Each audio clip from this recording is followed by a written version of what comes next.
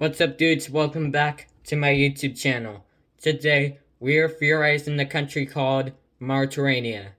You already know the drill? Let's dissect the flag. The Mauritanian flag makes a lot of symbols. The red represents, I don't know what the red represents, but you can guys argue about that one. And the green represents the sum of a few grass they have. Yeah, they do have a few grass, didn't know that one. And the moon and your croissant is in sideways. And it's because of the moon and the croissant. Kind of like that. And the seal Mauritania is just as the same, but with a palm tree and some other things right there. And it's whatever this is in Arabic called Republic Islamic Mediterranean. However, the country is located in Africa bordering Western Sahara, Algeria, Mali, and Senegal. Yes, and it's a part of the African Union like all African nations. And the Portuguese Empire and it angered Portugal these in 1445 until 1633. And then the Dutch took over it in 1685. And Naraka, the capital and largest city, which is one of the largest cities in the Sahara Desert. Yeah, in the Sahara Desert. And the Trunro is the center of Islamic scholars in West Africa. That is super satisfying. And Sidi Agora Cordovez Ultrava, current president, and Malwan Andra Azres, the hometown of Agora since 2009. And the 2011-12 protests and throughout the Arab League and stuff like throughout the Arab thing right there that sparked in 2011. And the geography of Mauritania, you could see this, and there is the capital, even though there's no desert inside of it. There is mostly desert. And there's Nogbrad, Kirafa, and all those stuff you have to know about Mauritania. So let's see what the theorization shall we. However, the capital and largest city is Nogbrad, and their official language is Arabic, and recognized as Padar, Shwana, and Rufus. And it was a part of French territory for a while ago. And their ethnic groups are mostly Havranians, but others are Iberian Berber, Habdara, Funa, Madeh, and Wolof. 30%. That is a lot. And their religion is Islam, and their development is Mediterranean. However, the current president is Mohammed Al-Ghazali since August 1st, 2019, and the Prime Minister, Mohammed al-Rajaz, since August 6th of 2020, and President of National Assembly, Kamir Ahmed, which is since June in 2018, and then President of the National Assembly, Kadrej Ahmad Barneh, which is not in the Wikipedia page, fortunately, and the legislator is the National Assembly, and the independence and republics established in 1958, independence from France in 1960, and their current constitution in 1991. However, their area is 1,330 kilometers or 400,000 square miles, making it 28th. That is kind of large. And their water is 0.03. Not that much water. And their population right now is 4,403,313. And their population density is 3.4 kilometers or 8.8 square miles. And their GDP in the top one is $18.117 billion, making it 134th. And their per capita is 4,563, making it 140th. And then their GDP non-animal, which is in the bottom, is $5.200 billion, making it 154th. And their per capita is 1,309, making it 149th. And their GDP right there is 154th, and their GNI is 32.6, which is medium, and their HDR quality of life is 0.546, making loans list as 157th. That is very low, especially in Africa. And their currency is Ghana, or MRU, and their time zone is just as the same as Mali's. And their driving side is right, like most African countries. Speaking of that, let's read the presidential election of 1948. This was before 1950. That was 70 years ago, so we're getting close to 2020. So always remember, we always keep on the election seasons all the time, so that it keeps up with the good work.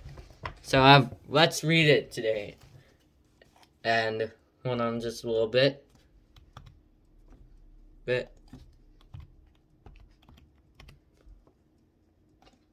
Alright, 3, 2, 1.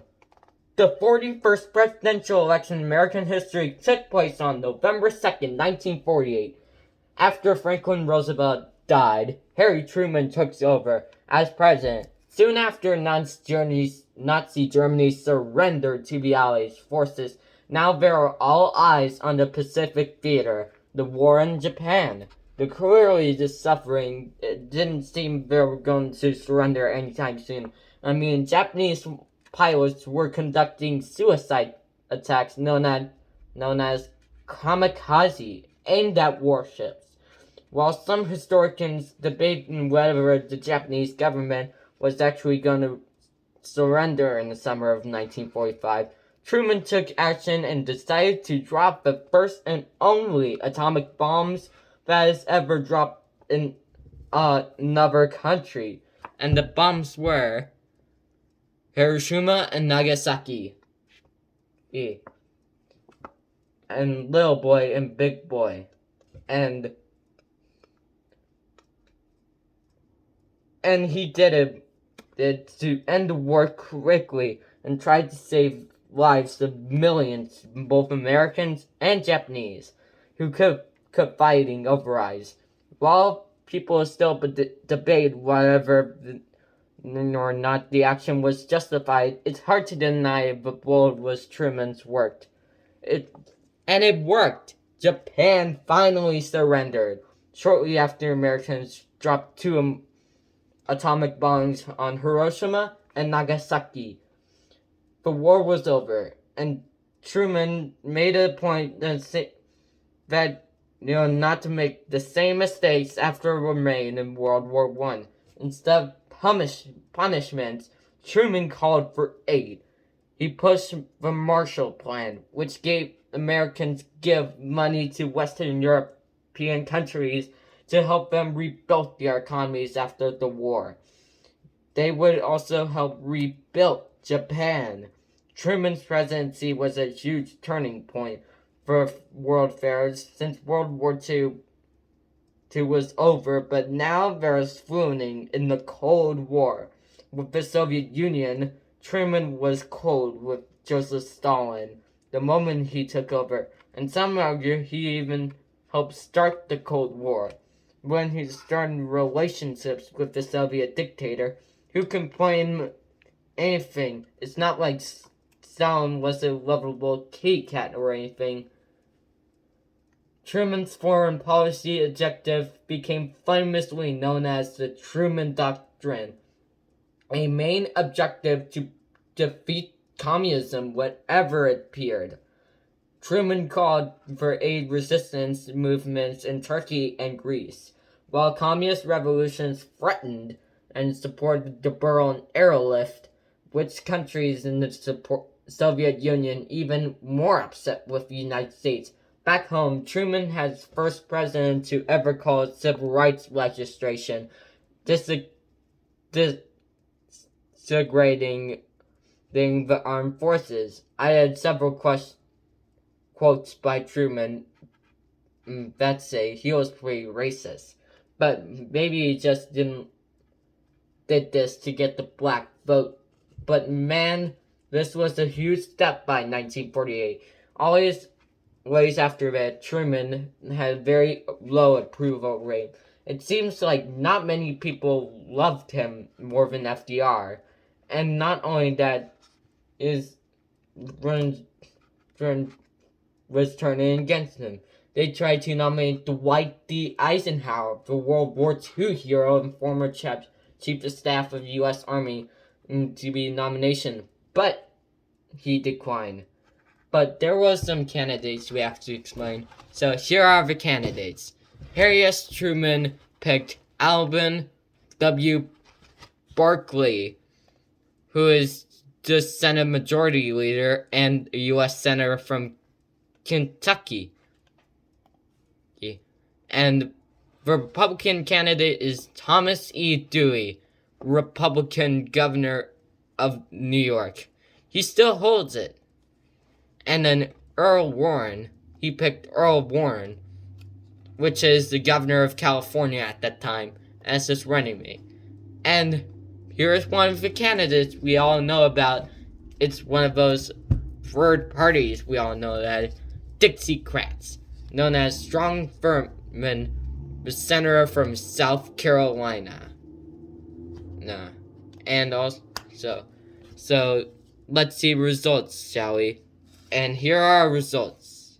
Harry S. Truman won, remaining the 33rd president of the United States. He received 303 electoral votes and 49.6% of the popular vote. Thomas E. Dewey finished second with 189 electoral votes and 45.1% of the popular vote. Strom Thurmond received 39 electoral votes and also 2.4% of the popular vote. Not bad for a solid third-party candidate like a Dixiecrat. And the presidential election was over. Alvin W. Barkley became the 35th vice president in American history. Dang, that is a lot of presidents we've gone through, and vice presidents too. And